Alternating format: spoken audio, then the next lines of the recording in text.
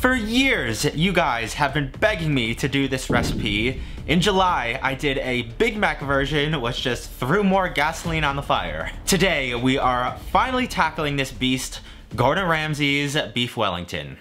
Don't ask me why I waited until the month in which I upload twice as often to do this recipe, but this thing could not wait any longer. This is one of those recipes of legend that I always knew of growing up and hearing about it in Hell's Kitchen, but I've never been able to have one, and it's a good thing for me that that all ends today. If you would like to take a crack at the famous Beef Wellington, you're gonna wanna grab some puff pastry and a whole medley of mushrooms. Salt and pepper and some English mustard, fresh garlic and some thin sliced prosciutto, fresh thyme, and most importantly, our big old hunk of filet mignon steak.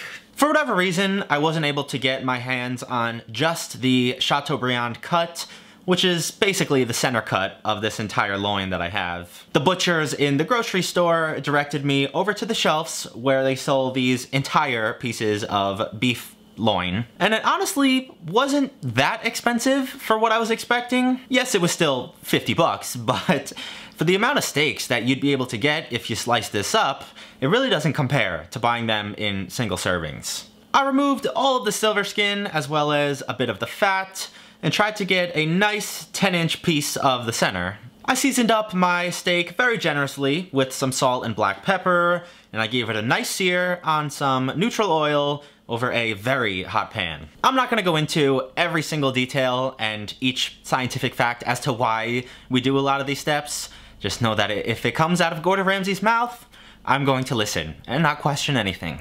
As soon as I finished searing this up, I took it out of the pan and slathered on some English mustard. I know a lot of people like to use Dijon or even some spicy brown. Gordon uses English mustard, so I will too.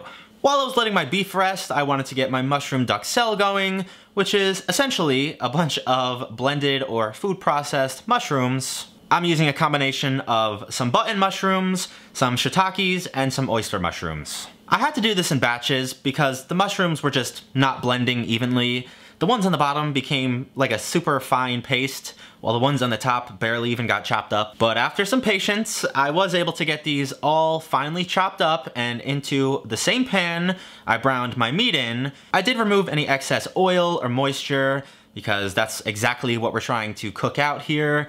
But I did want some of that fond and residual flavor that the beef left behind. I cooked this over a medium-high heat for about 10 to 15 minutes. I threw in some fresh garlic and fresh thyme to enhance the flavor even more. And once I thought I had that in a good spot, it's shockingly already time to assemble this. Down onto my plastic wrap goes 8 slices of prosciutto. If you noticed, there is no crepe or pancake of any kind in this. I don't know exactly where the people like Alex and Joshua Weissman got that from, but I've never seen Gordon do that. I then tried to spread a nice even layer of my mushroom mixture right on top of the ham. Admittedly, off camera, I did a little bit of measuring on my beef to know how wide and long I was gonna need this mushroom square to be.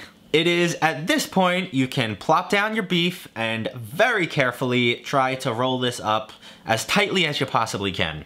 I really took my time here. I wanted to end up with a super even cylinder so that each step down the road is just as easy as this one, so that everything cooks at the same time. And while my meat tube was chilling in the fridge for about 30 minutes, I grabbed a sheet of puff pastry and rolled that out a little bit too. Try not to go crazy with the flour here because we need to wrap this up and have everything seal.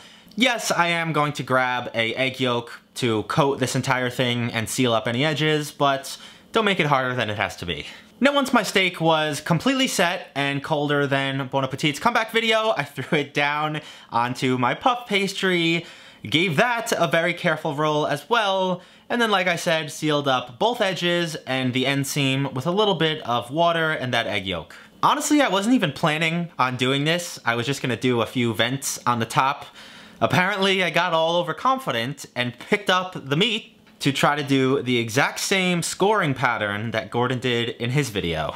And overall, it doesn't look too bad, so I set it back down, sprinkled it with some kosher salt, and then set it in a 400-degree oven for about 35 minutes. I was going for a nice medium rare, which would mean I'd have to pull it at about 125 degrees. I let this thing rest for about 15 to 20-ish minutes, and then finally we can cut this baby open and see what we've got. It definitely spewed liquid everywhere. I guess I didn't cook out the mushrooms enough. There's also that ugly line of fat running through it, but it looks cooked pretty decently. It smells so good.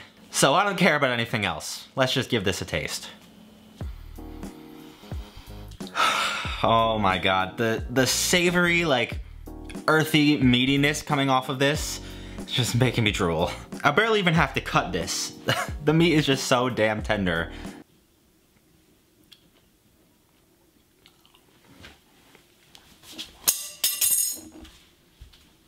Oh my god. This is freaking phenomenal. The meat is so tender and cooked so well. The flavors of everything combined, it's literally just a umami bomb. Recently, I've been using a lot of MSG in foods, whether it's like rices or pastas, even some sandwiches, because like, why not? It's delicious. Even I wouldn't put that on this. That's how much like savory umami-ness is already in this thing. Between the prosciutto, the beef, the mushrooms, like, are you kidding me? Why did I wait so long to make this damn thing? God, it's so good. I could eat this every single day for every meal. I hope you guys enjoyed today's video. If you did, leave me a big like. Let me know what you want to see next week. If you missed it, a couple days ago, my friends and I made a giant pumpkin spiced white Russian latte. If you want to check that out, I'll leave it down in the description. Other than that, have a fantastic weekend, and I will see you right back here next time. Peace.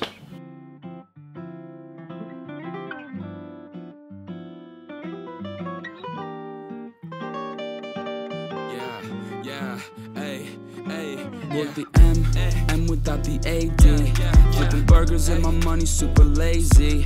Try and make a meal tonight, they ain't paying me. Try and supersize my life with my 18. Yeah, our style wasn't wavy, but we had a vision. We could make it.